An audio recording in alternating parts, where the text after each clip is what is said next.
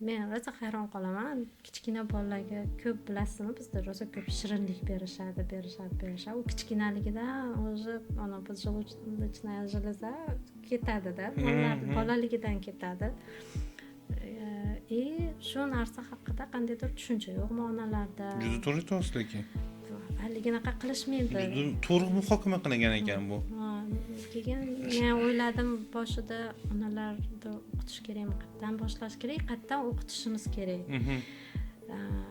Rosa o'ylagandik, maktabda bolalarga salomatlik darslari qilishdi-da. Masalan, ota-onalar tushunmasa ham, hech bo'lmasa bolalar tushunsa, ular katta bo'lib o'zini bolalariga shu narsani bermasa, keyin mana shu kattalar ham juda ko'pincha masalan maslahat berib gapirasam, nimalarda agar nima bo'lsa, diabet bo'lsa shu narsalarni o'ladigan jonga deb ko'p eshitaman-da.